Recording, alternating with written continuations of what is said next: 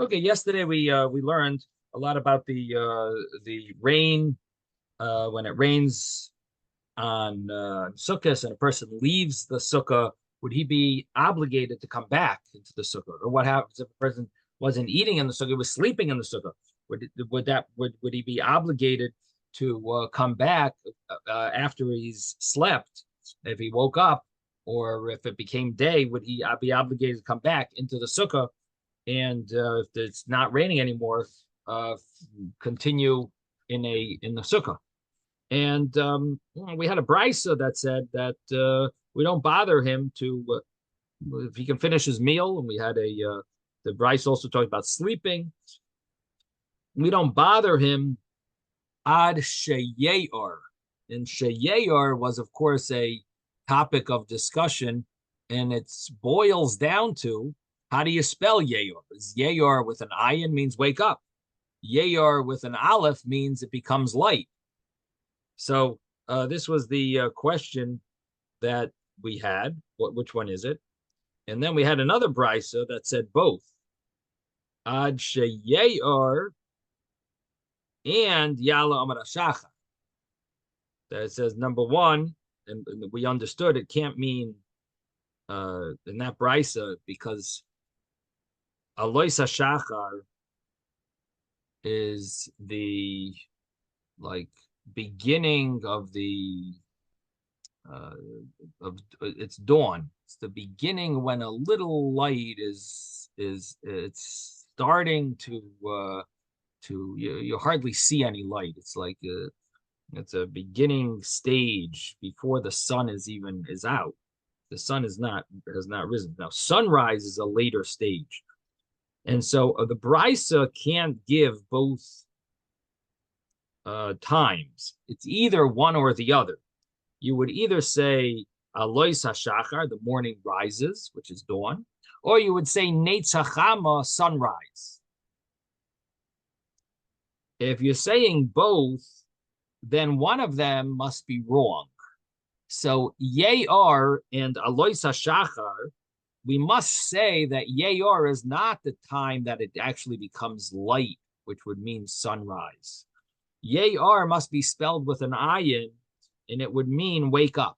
That when a person wakes up and it's already been dawn, then he should then decide if he wants to sleep more, he should go into the sukkah. And so that is the conclusion of the brisa, that really, when it says yayar, it means wake up. And the understanding is that the previous brisa that just says the word sheyayar also must mean waking up. That means that he doesn't have to try to wake up or have someone wake him up at dawn. But once he wakes up, and the brisa doesn't say this, but based on the other brisa, it would mean once he wakes up and it's after dawn, he would then have to decide if he wants to go back to sleep, he should go into the sukkah. Why? Because it's not raining. And now this is considered a sort of like another sleep. If it was before dawn or he didn't wake up, then it's in both of those cases, it's really part of that original sleep. But after he wakes up and it's after dawn, this is now like a new sleep. If you want to go back to sleep, this is a new sleep. The previous sleep, you were exempt from dwelling in the sukkah, but now it's a new sleep. It's like a new meal. I was exempt the previous meal from going back to the sukkah, but you want to start a new meal, maybe you would need to go then back to the sukkah. So the same thing would apply to sleeping. So what the Gemara has concluded is that sleeping is really, it has to be qualified with two rules. One is the only time you would need to go back into the sukkah when it stops raining after you slept. You went inside already and started sleeping, and now it stopped raining. When do you need to go back? The two rules. Number one, the only time you need to go back is if it's already dawn. And number two, that you woke up after dawn. What the time you wake up, you don't have to set an alarm clock. What time dawn is, and you'll see if it's not raining. You have to go. No, you could, or you don't have to have someone remind you, wake you up. You don't have to make your internal alarm clock to wake up at dawn. No, you go to sleep. You're exempt, even if it stops raining. While you're sleeping, you're exempt from going back to the sukkah. The next morning comes, and you're still sleeping. No problem. No one has to wake you up. You don't have to have your alarm clock waking you up. Stay sleeping. Once you wake up, now you're no longer exempt from your previous exemption. And now you would have to see if it stopped raining. You want to go back to sleep. It's called a new sleep. You have to go into the sukkah because that's part of the mitzvah is to dwell in your sukkah, and dwelling in your sukkah includes sleeping. So you need to go to your sukkah. And so when it says sheyayar, is it spelled with an ayin or an aleph? What's the conclusion of the Gemara, anyone? What is the conclusion? Ayin, that's right. The conclusion of the Gemara is an ayin, that it's sheyayar with an ayin. Okay. Even back then, the aleph and ayin sounded like they kind of merged. Confused the two. Yeah, that's very interesting because the Sephardic people know the difference. You would think they would have had clarity because they would say it differently. Very interesting point, Victor. Yes, good call there. Yep, that is interesting. The only other thought I have is that maybe they abbreviated it, so it would be Shin Yud. So you knew it was Sheyayar, you just didn't know how it was spelled. But yeah. Anyway, it's an interesting point about how they pronounce the ayin and the aleph. If this question is based on the fact that it was verbally passed down rather than written, then seemingly that would sound like they would sound like they even then they didn't have a tradition on the difference between ayin and aleph. Yeah, interesting. Okay, and then the Gemara said the mashal lemaha davar doima.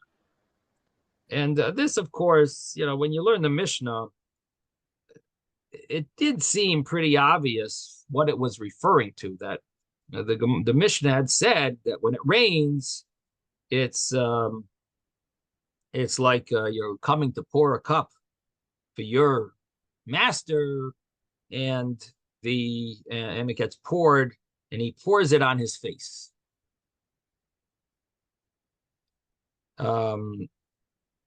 The Gemara does seem to have a question: who did it? Who poured it on who? But the obvious thing would be that it means the master poured the cup on the face, or Hashem, who's causing it to rain. The rain is being caused by Hashem. So it sounds like we're coming to sit in the sukkah, and Hashem is, so to speak, causing it to rain. He's pouring the water back on our face. But the Gemara isn't convinced that that's the meaning until it proves it. The Gemara initially says maybe it means that you came to pour a cup to your master, and maybe it means, and you, instead of pouring him the cup, it spilled on him. It doesn't mean intentionally. It means by mistake you've been clumsy, you've been irresponsible, and your service to Hashem doesn't carry with it enough awe and passion, and instead you're doing it in a clumsy way, and therefore that's what it's like when it rains. Like Hashem is telling you that you're just spilling the water instead of pouring it into the cup. And so that's the question of the Gemara. And the answer of the Gemara is that we have a brisa that spells it out better. The Mishnah was very very careful in how many words it used. It was very shortened, so it's like shorthand, very missing words, missing explanation. But the brisa is more wordy, and the brisa says that it mentions in the brisa that his master poured the pitcher on his face, and he says, "I don't want your service." So that's the way the Gemara explains the Mishnah. That's what happens when it rains. Is like Hashem is telling you that I don't want your service. So one of the questions, of course, is: so does that mean that when it rains, are you really obligated to leave the sukkah? Because Hashem is telling you, I don't want you to serve. I don't want your service. So there is such a understanding that that you're really supposed to leave the sukkah. You're not supposed to stay in the sukkah, even though we often say it as it's a heter, like it's a leniency. You're exempt, but not that it's prohibited to stay in the sukkah. But that type of language does give an implication that it's that it's Hashem is saying, I don't want you to be here. I want you to leave. I don't want to see you. There is a vart that's used, that there's a famous saying in Gemara that kol ma she'omer balabayis aseh chutz mitzeh, anything that the master of the house tells you to do, you're supposed to do, except if he tells you to leave. If he tells you to leave, that you don't have to listen to. So here also they say that when the Eibishter is telling you to leave my sukkah, so Hashem can tell you anything. When he tells you to leave my sukkah, then no, that chutz mitzeh. But you don't have to listen to him when it comes to him telling you to leave the sukkah. You have to listen to him. You have to listen to everything else. But when it comes to him to tell you, I don't want you to be here, you sit there and try, you hope for Hashem will have mercy on you. Isn't that what happened with Kamsa and Bar Kamsa? What do you mean? That the master told them to leave. Well, I guess you have to know when it applies. You know what I mean? If they're holding a gun up to you and they tell you to leave, you might want to leave. You know what I mean? So I don't know if you can compete. You can say that applies in all scenarios, but here, it's like the Eibishter is telling you, I don't want your service, but you're telling Hashem, I really want to serve you. I can't leave. I love you so much. So hopefully you'll. So you're hoping to gain back Hashem's love. Anyway, the bottom line is that it seems that there are minhagim among Chassidim to stay in the sukkah even though it rains. So we obviously don't follow this understanding that it's like prohibited to stay in the sukkah. But the wording in the Gemara does sound like I don't want your service. Sounds like Hashem is telling you to leave. So it is an interesting term. Yefshi, I don't want shimushach your service. Okay. Anyway, then we talked about the eclipses or the sunspots, and we mentioned that there's different opinions how to learn this Gemara, because to say that eclipses are a sign that Hashem is that something about the world, it's a bad sign. It's a little problematic because we know when the eclipses are going to be, and they're not based on people's actions. They're based on the way Hashem made the world. Something said in the calendar. So there is an interpretation, and I don't know if this is true scientifically, but the Chaste David, one of the commentaries on the Tosefta, says that although eclipses are generally part of science, but there are here and there times that there's an eclipse that wasn't planned. I don't know if that's true or not. I don't know if anyone here is familiar with astronomy, knows these things. Does that ever happen? But that's the Chaste David says that there are times, maybe in his day, they didn't have all the eclipses calculated. I don't know. But so according to that, what he's saying is that the eclipses that are not planned, those are the ones that could be that are a bad sign, and that's what the Gemara is talking about. But the other interpretations that we mentioned yesterday was that it doesn't mean eclipses; it means sunspots, and sunspots are not planned, and that's something totally subject to Hashem deciding about punishment for the world and so on. And so that would be understandable. It's talking about these type of spots, and I don't know how to explain the moon part of it. If there is such a there must be some type of concept of a moon spot, but I don't know what that would refer to. But the Gemara would mean something along those same lines.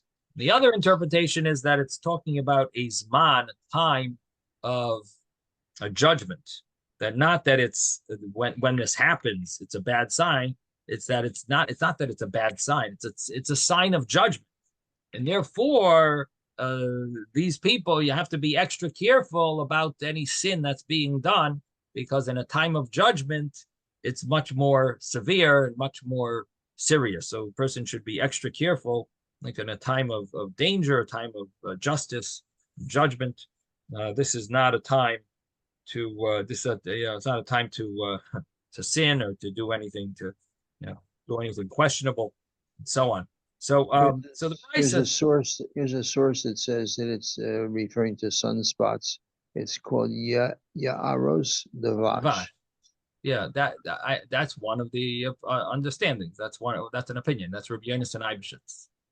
But so I'm not just telling you stuff from my there's a source, of course. Not making it up. There are other opinions. I thought you were asking for the source. Oh, no. So anyway, so that's that's how the Yaros Devash. Now I don't know if he explains, David. Maybe you have it down there about the moon. Are there moon spots? How does he explain the moon when he talks about the moon? See, that's the question. Rabbi, what happens, I think, with the sunspots, that when they send out this like extra energy and they wreak havoc with all the TV and radio signals. Mm-hmm. It doesn't matter whether it's day or night. I think it still has an effect. Because that's not a light thing. It's like a force field that messes up all the signals. And so even if it's nighttime, the sunspots could still be affecting you at night. So maybe that's why. So you think that's what it means, the moon? It's a time when the moon. At the time when the moon is out, you can still have the same effect, even though it's nighttime for you. It's still messing around with stuff that we assume is stable, but sometimes it's not. Right. And what would it mean when both are having spots? That would be a problem. So that's why I don't think you can learn it that way. Right. Yeah. Right. So,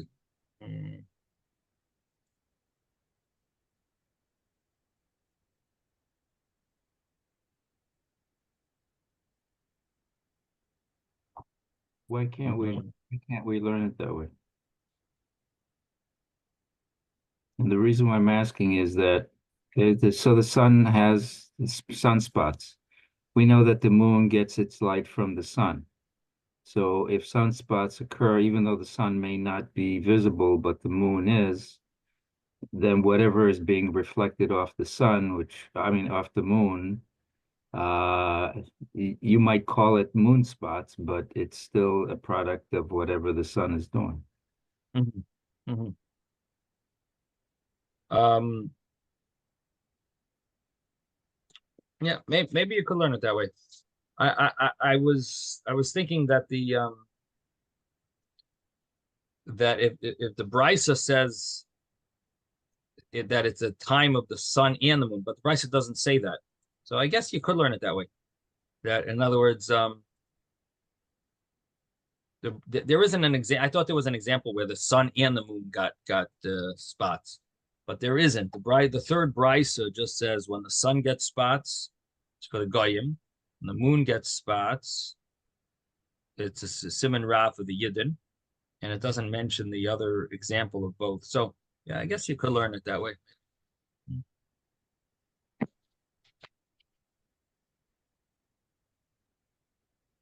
Yeah. Anyway, I'll have to look up the Iris Tabash, maybe see if he explains what he's referring to, how he explains it. That would be okay. So anyway, the bottom line is that there are different interpretations here of what it's referring to. Well, we'll just say eclipse and sunspots. So we cover all grounds.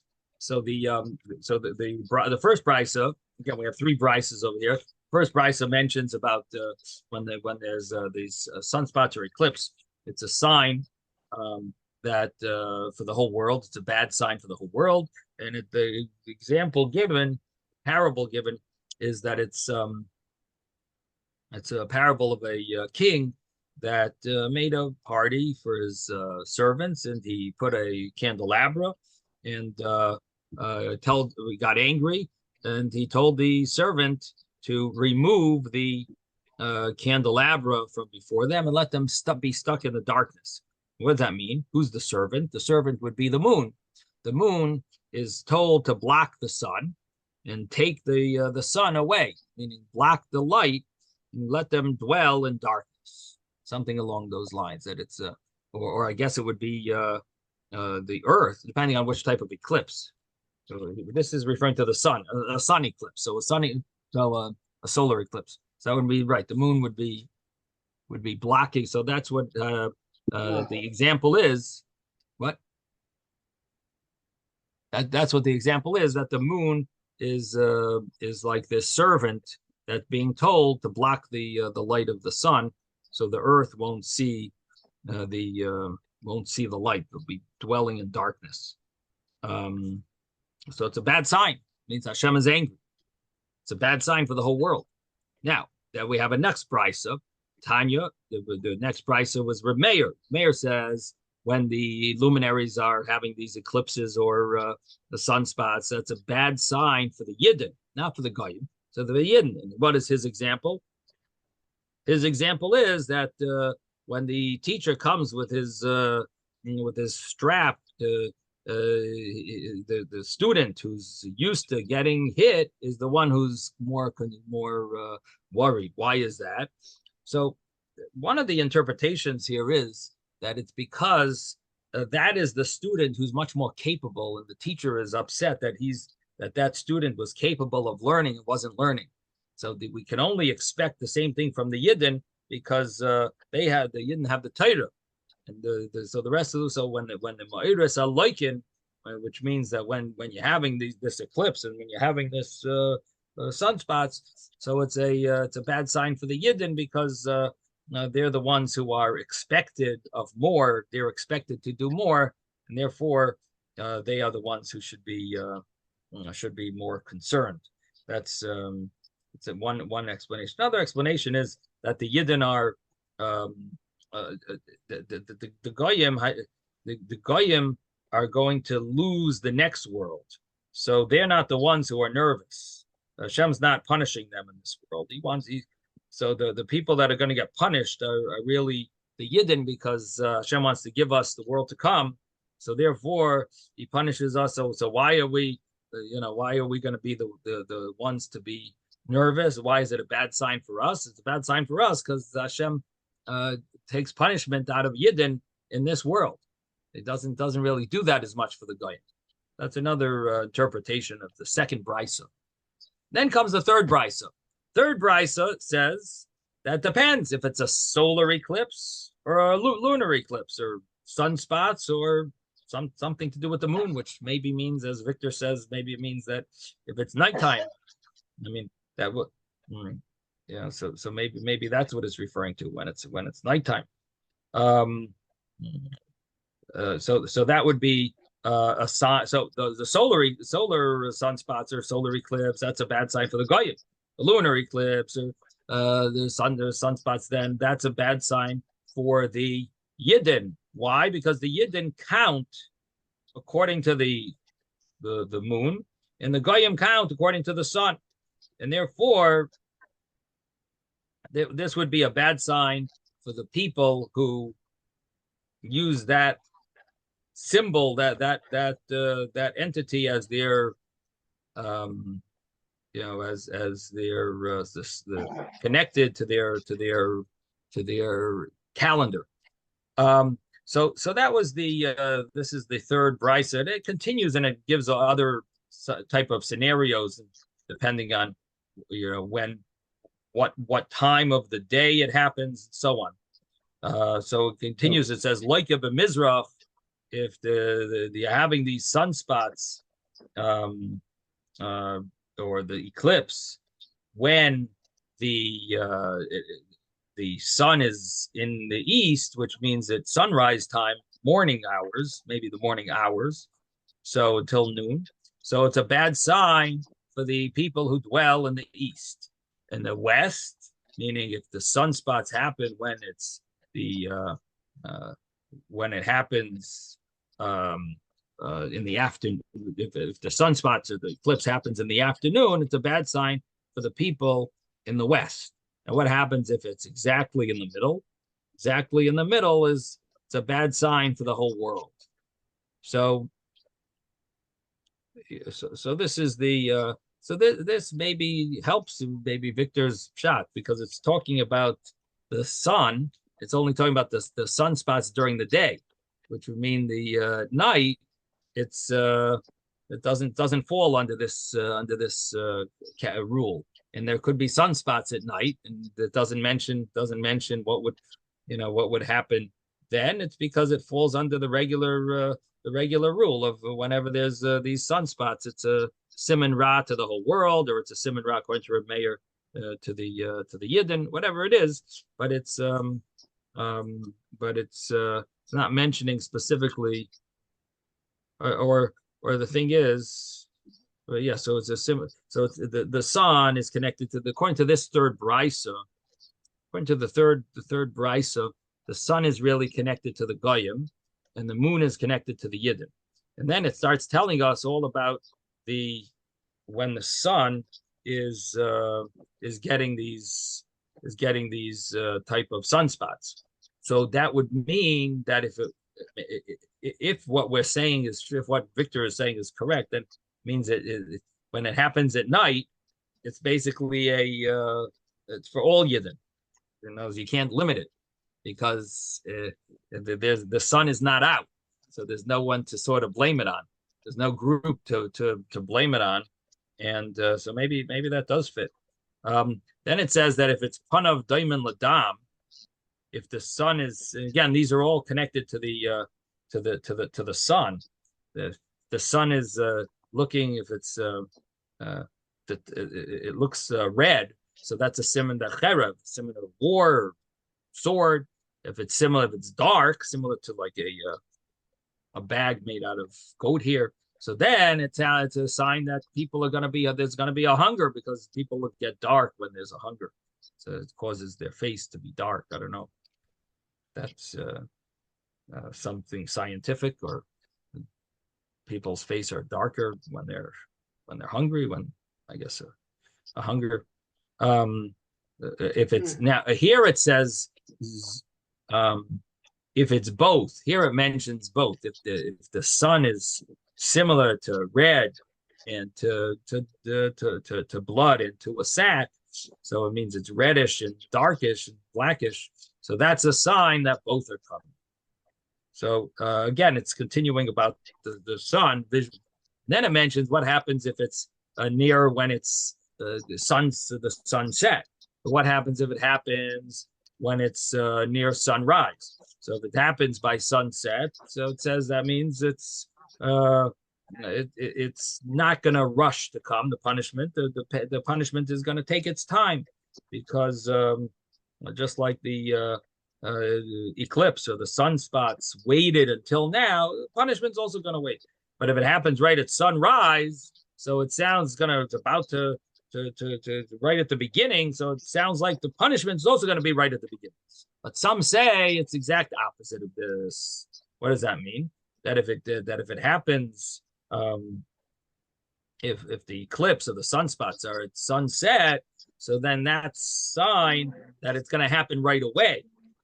Why? Because there's no more time for the sunlight to come. It's over. The day's over. It's happening right now.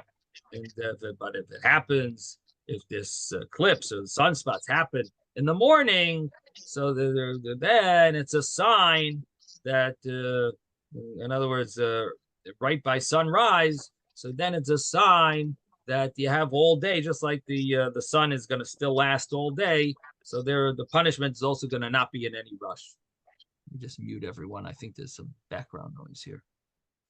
Okay. Now then it says that that's really where we're up to. Yeah, I'm sorry. I thought that the European world is the ones that use the solar calendar, but I thought that Islam they also use a lunar calendar. Right.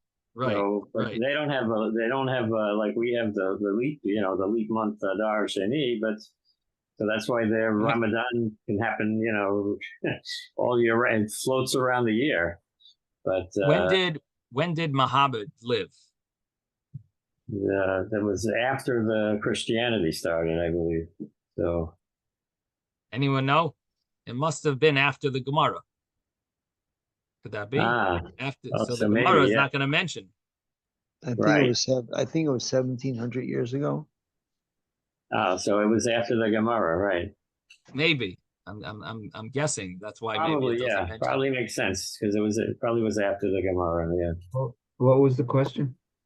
He's wondering why it only says Siman Ra l'Sainein Shal Yisrael if the moon is whatchamacallit, if the moon has some type of eclipse or the moon is some type of sunspots.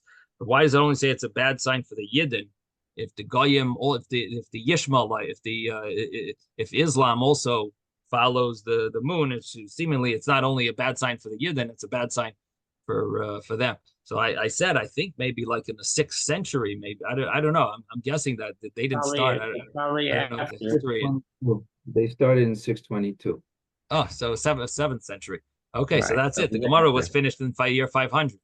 So right. Okay. So it's not going to mention that. Makes sense. Now I should mention this, that they do mention Reb Meir holds that even Reb Meir holds that the Ma'ires, whenever there's a eclipse, it's a bad sign for the Yidden.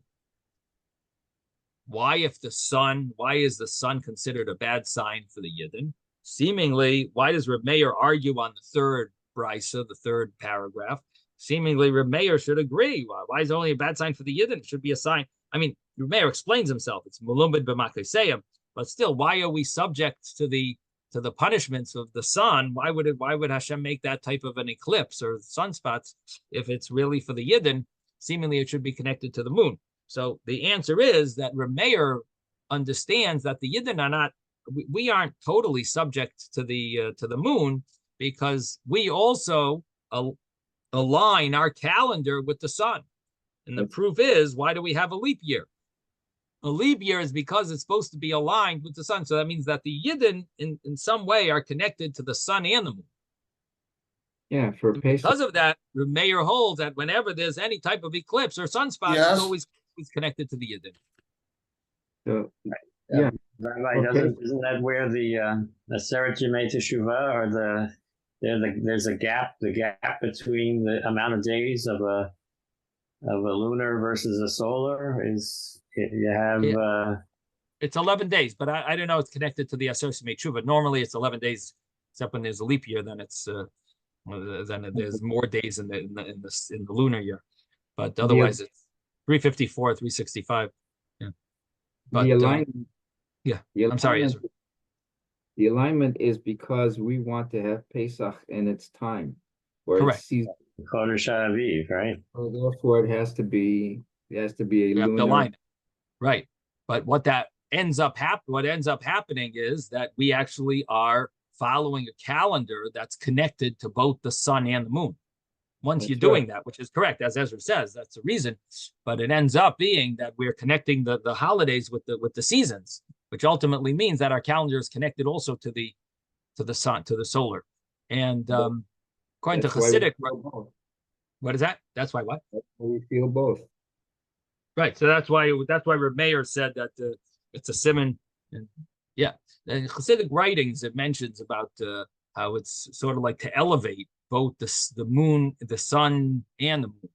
That we're not limited just to the following the lunar calendar, but instead we need to elevate the dates and the time, even the seasons. We have to elevate that as well. So therefore, Hashem made it that the seasons are also connected, are also important, and the dates of the Yom Tovim are based Sukkah Pesach, based on the season, to elevate also the seasons of the world.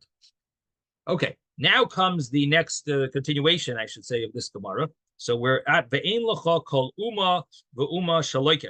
So we are about 10 lines from the bottom of the page on 29a. 29a, Ve'ein Lecha Kol Uma Ve'uma Shaloika. There is no nation that gets punished, She'ein Elokeha Loika Ima, that its God doesn't get punished with it. And the example that is given is that the Sar of Esav is called the Samach Mem. He also gets punished. Rashi brings it Elokeha, it's God's. Rashi says it's Sar, it's heavenly angel that advocates for it, like the Samach Mem, which is the Sar of Esav. So that is what it's referring to, that when a nation is punished, its heavenly angel gets punished with it. Kenemar, as it says, to all of the gods of Egypt, I will make judgment.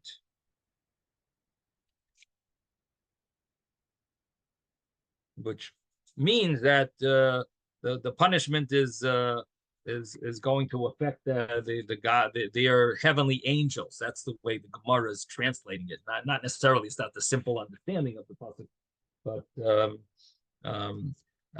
simple understanding would be that it's talking about their that Hashem's going to destroy their physical gods, their idols, but their physical idols. But the Gemara here is understanding it to mean that all of the angels in heaven are going to be punished. Now, when the Yidden are doing Hashem's will, they are not afraid of all of these things, all of these bad signs of the eclipse. If we're doing Hashem's will, we don't have to shenemer, as it says, Hashem. So says Hashem. El derech hagoyim al tilmadu. From the ways of the goyim, do not learn. From the heavenly signs, don't be afraid. Ki yechasu yechatu hagoyim mehema, because the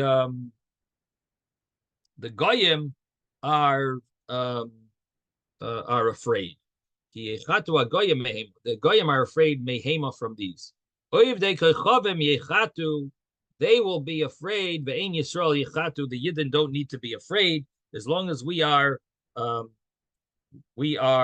fulfilling Hashem's wishes. We do not need to be afraid. And the understanding is that even though we live amongst them, we don't have to be afraid. They are afraid, and even though we live in their midst, that's why the Gemara repeats the words. But that it says. Even if they live amongst the goyim, you don't have to be worried of these things. So, in other words, even though that sounds like, well, maybe there's going to be a famine, but somehow the Yidden are not going to be affected by it. So the goyim have to be afraid, not the Yidden. There are 4 reasons why the sun will have some type of eclipse or have these sunspots.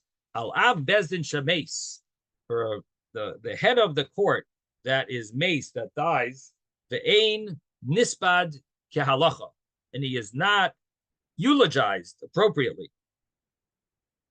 And when there's an Av Bezdin that dies, there's supposed to be a communal, when he's the head of the court, the Av Bezdin is, he passes away, so it's considered like extra mourning is normally done. All the shuls and the Bati Medrash in the city they stop learning that day. It's considered an extra level of mourning. And nevertheless, if he doesn't, well, I shouldn't say, and if it's not done appropriately and he's not eulogized properly, so Nispad Ka'alacha is not eulogized properly, that would be a reason why the son is why there's some negative thing that happens. And also, if there was a betrothed girl that was supposed to be married and she was raped, she was cried in the city, and no one came to save her, that would be another reason for, if she was in the field, so it's not surprising no one's around. But in the city and no one came to save her, that would be a bad, that's a terrible sin that happened in that city, and that would be a cause again for some type of eclipse or sunspot. And if people are having homosexual relations, that is another reason for an eclipse. And and also if two brothers are killed together, and so all of these four things seem to have some more connection to an eclipse. Maybe we'll talk about it tomorrow, the commentaries. Because of four things, it says the Ma'iris, the sun, the moon, and the stars, the Ma'iris get eclipsed. What are these things?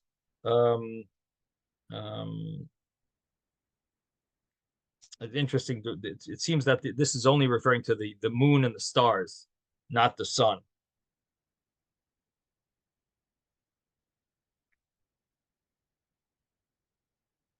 So, what are these? So, what is it? The Ma'iris, the luminaries, meaning the moon and the stars. What would be the reason for that? In other words, the previous paragraph already said about the sun, sunspots or sun eclipse. So now we're talking about the other type of eclipse or sunspots. So it says al koisve plaster, people write false documents, and val meidei eidos sheker, people who give false testimony, val megadli behema daka beretz Yisrael, and for those who they have, they grow they grow the behema daka, which are sheep and goats that are in Eretz Yisrael, that end up grazing on other people's property, and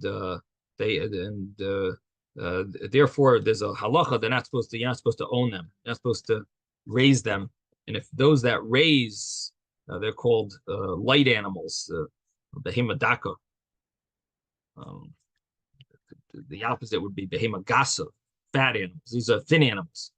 There's goats and sheep. So in Eretz Yisrael, because you're not able to keep them from grazing on other people's fields, so therefore they end up. There was a decree in Eretz Yisrael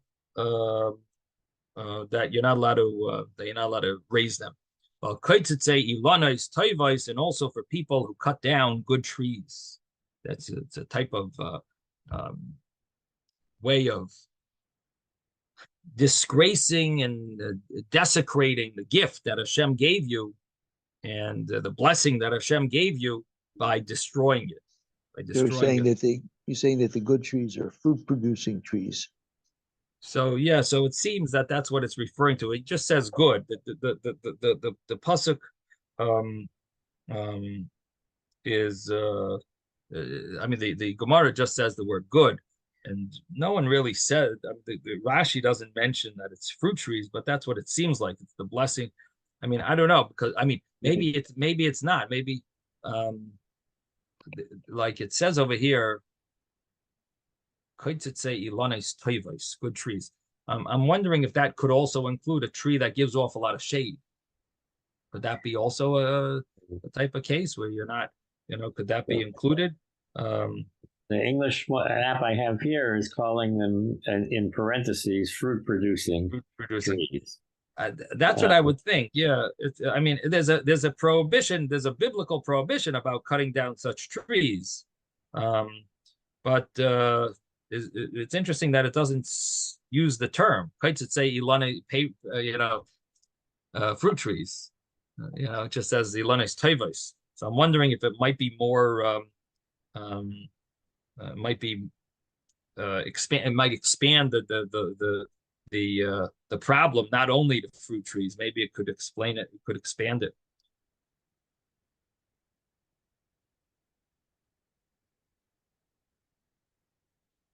Yeah. Anyway, definitely would refer to fruit trees, but I'm wondering if it could maybe mean other trees that are good, that you're not acknowledging the blessing that Hashem gave you. Anyway, now, so these are reasons why the Ma'oros, the moon and the stars are getting this type of eclipse or sunspots.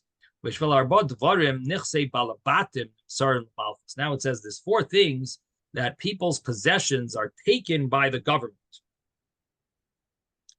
And what would that be? People who keep documents that are already paid, and they're planning on doing is maybe collecting a second time. So if you have a document, someone owes you money, there's a big problem of having that document and keeping it in your possessions. It's called al tishkoin b'yalecha avlo. Person's not allowed to have something that's in their property that's an avlo. That's a wickedness, type of wickedness or evil, is to have a document that was already paid and it looks like it wasn't paid and you never gave it back. Maybe you lost it, but now you found it. There's a problem with having such a document. Words, they might be able to go to the children and say, "Oh, your father never paid us back," and they're going to say, right.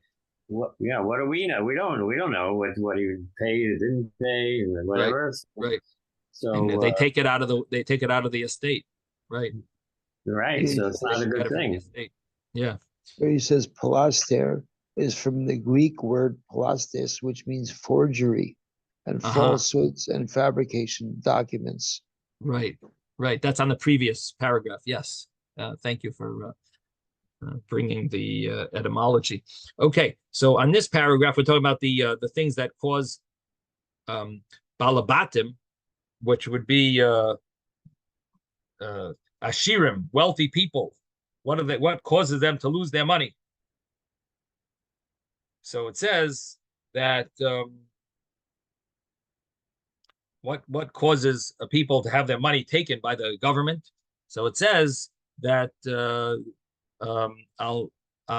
mashe shtoris pruim, a person that has a document that is already paid up and keeps it. Al malve baribas, people who lend money and to other yidden, and they take ribis, they take interest.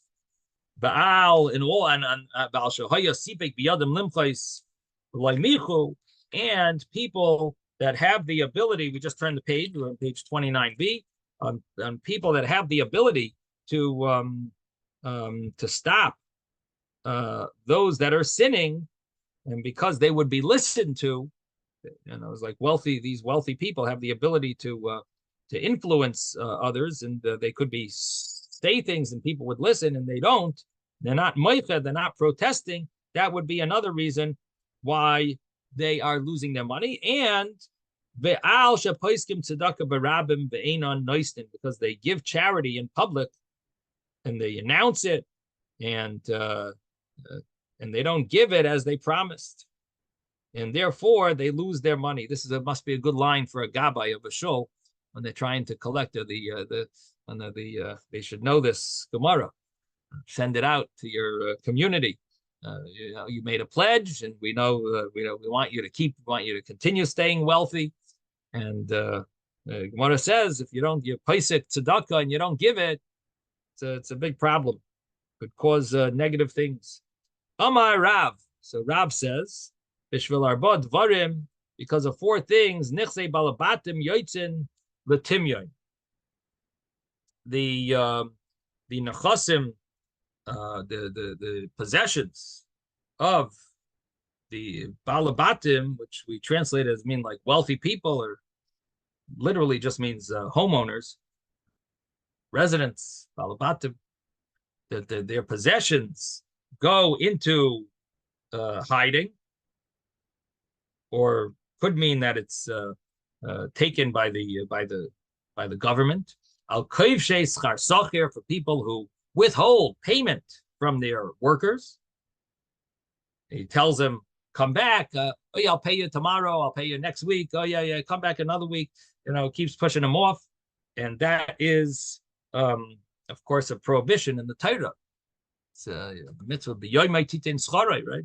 Mitzvah to pay you in the day that they do the work. Now, val oishke schar socher, bial shapargin oil mial tzavareyan, noistin al chavreyan, person who removes the yoke from their shoulder, from their neck, and they put it on their friends. So they don't take responsibility. Instead, they just expect others to do things. And vial gasus haruach, for arrogance. And what does it mean, arrogance? Because of their wealth, they act more arrogant than everyone else. They are taking advantage of their wealth and using it in an arrogant way.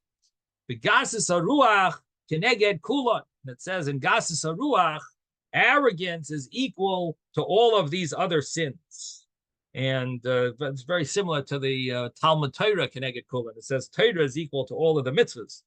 And so what's the reason Talmud Torah is equal to all the mitzvahs? Because Talmud Torah leads, when you learn Torah, leads to all the mitzvahs. So it says arrogance leads to all the sins.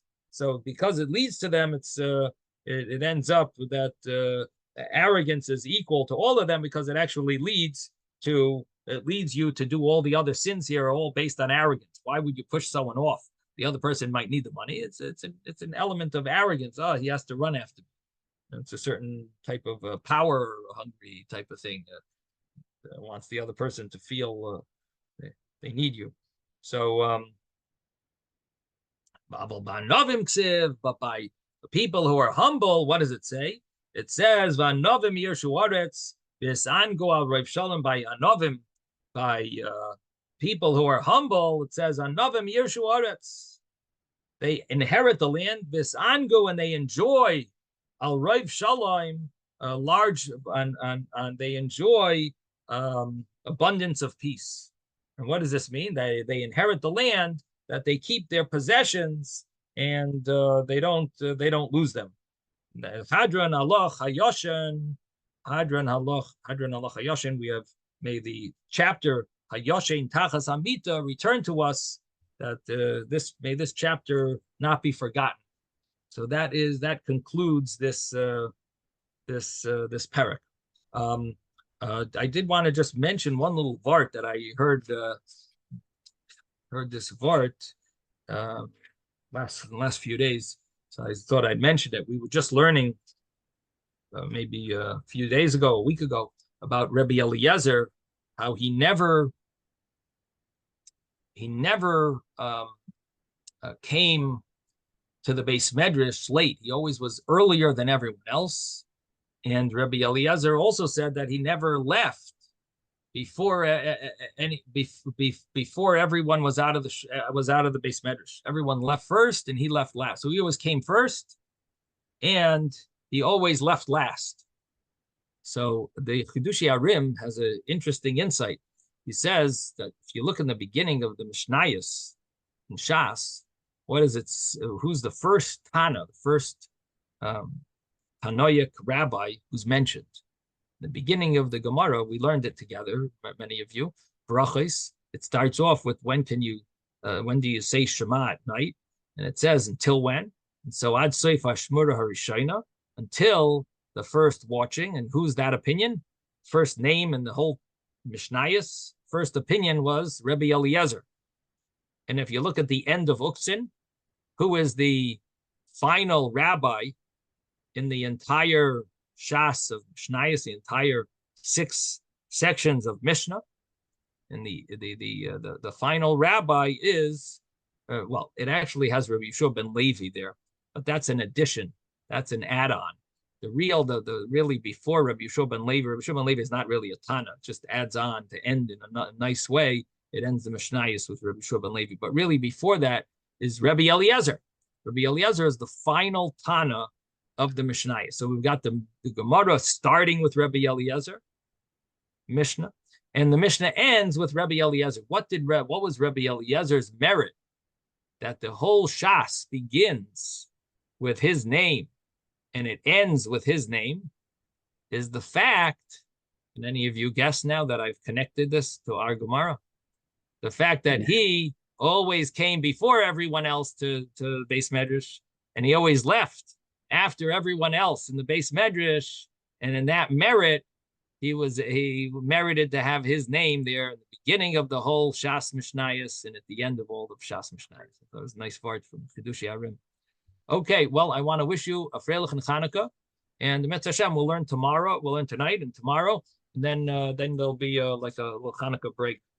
Okay, Zeigazont. Also, if anyone wants to learn, I think Isaac offered to, and David are planning on having a little shir. If anyone else wants to join, the 10 o'clock in the morning, I guess, or be in touch with us, send an email, so we'll finalize it together. Whoever wants to learn during the break. Zeigazont, everyone. I think Rabbi, Rabbi, I think if it's just the two of us, I might back out. But if there's other people that are coming, so it's more like a class that it's Okay. more of a class. Because my health, sometimes I have to duck out for 10 minutes to go to the base. Right, gotcha. I don't want the whole thing to stop. Okay. But if it's a few people going, then it's okay. Okay. Well, we'll see. Let's see if anyone else joins. Okay. Very good. Thank you, Zeigazont. Rabbi. Okay. Bye-bye. yeah.